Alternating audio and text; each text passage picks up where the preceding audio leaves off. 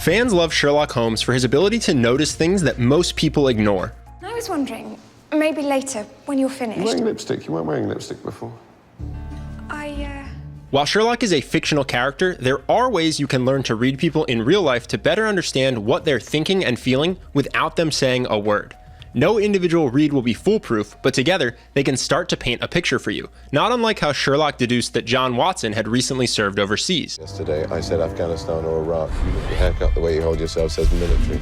No tan above the wrists. Your lips really bad when you walk, but you don't ask for a chair when you stand like you've forgotten about it. Is an action, suntan, Afghanistan or Iraq. Since the goal is to help you be more charismatic, we'll focus on reading someone's interest, comfort level, and emotions. We'll also go over how you can use this to improve your dating life, career, or friendships.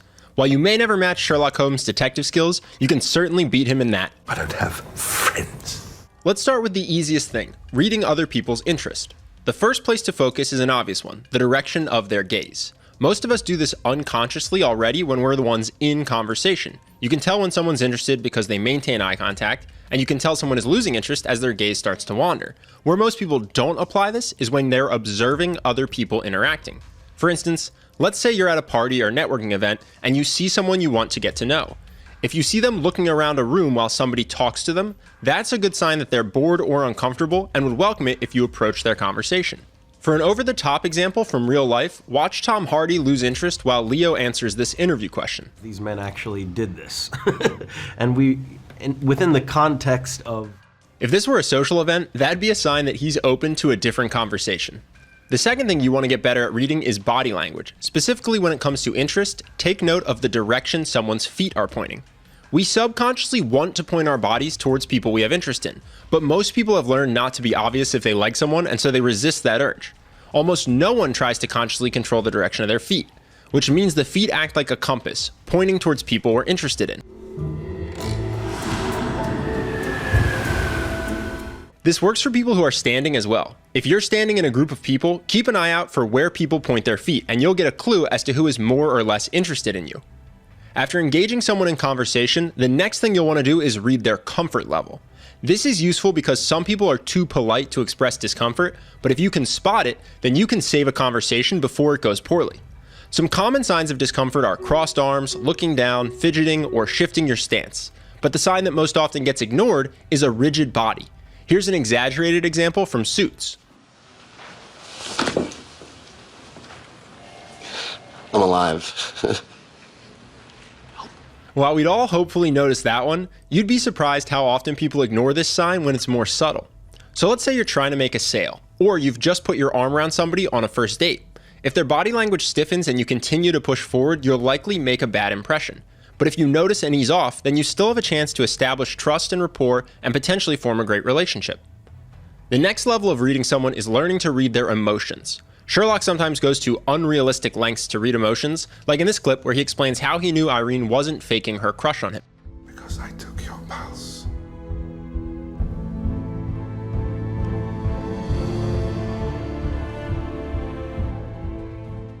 In real life, emotions can be harder to read than interest or comfort level because it's the area people are most skilled at hiding.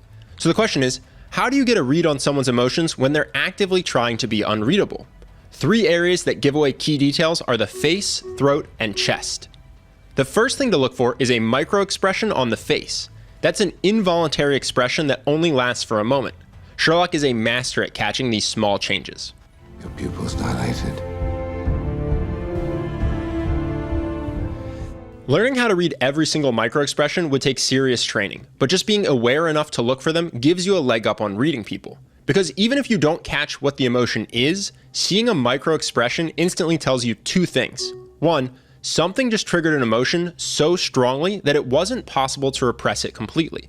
2, because the person didn't allow the emotion to be expressed, you know it's a reaction that the person wants to hide. For a real-life example, watch Robert Downey Jr. go through a range of micro-expressions in his infamous Channel 4 interview.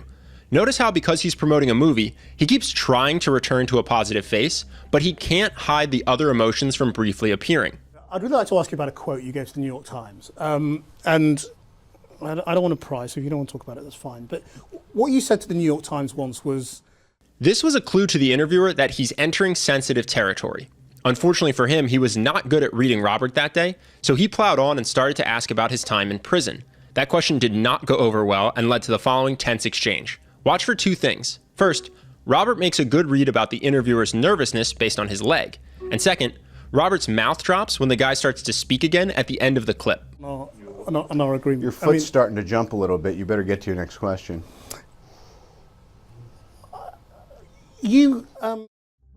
We'll come back to this interview again in a minute when we talk about the chest. But first, the second area that gives you information about what someone is feeling is their throat. Specifically, watch for a hard swallow. If you see someone start to swallow their spit more frequently or more noticeably, that is almost always a sign of nerve. This is a very reliable sign of nervousness, and it can also be helpful when you're trying to figure out if someone is lying, although not every hard swallow is a sign of dishonesty. The third area that can cue you into someone's feelings is their chest. If you see someone's breathing shift from their belly to their chest, that is a sign that they're trying to hold in a negative emotion. For example, watch Robert Downey Jr. at the end of this interview as he tries to hold in his anger. You've talked in other interviews again about your relationship with your father and the role of all of that in the dark periods you entered and taking drugs and drinking and all of that. You can see his chest starts to rise and fall more noticeably as he gets heated. Unfortunately, the interviewer is so wrapped up in what he's saying that he doesn't read the signs until it's too late and Robert walks out mid-interview. So those are 6 things specifically you can watch for if you want to get better at reading someone's interest, comfort, and emotions. But there's one last thing that surprises most people. If your goal is to improve your charisma, then the most important person to get good at reading is yourself. Look at me, I'm afraid, John. Afraid. Specifically in areas like social situations or work meetings, pay attention to any time you form a strong positive or negative opinion about someone. For example, let's say you're in conversation and catch yourself thinking, wow, I really like this person. That's your cue to think back to what they just did or said in the few seconds prior and consider if it's something you can do yourself going forward in conversation. That said, if you want a list of charisma best practices so you don't have to rely solely on reading yourself, I highly recommend How to Win Friends and Influence People. Despite the super cheesy title, this is one of the best resources for anyone who wants to improve their people skills. If you want to check it out for free, you can get the audiobook thanks to our sponsor for this video, Audible. Just go to audible.com/charisma or text charisma to 500-500. You can sign up for a free 30-day trial, which includes any audiobook you want. You'll also get access to a monthly selection of Audible originals. These are audiobooks available only on Audible from creators like Mel Robbins, Mark Manson, Kevin Hart, and Neil Gaiman, just to name a few.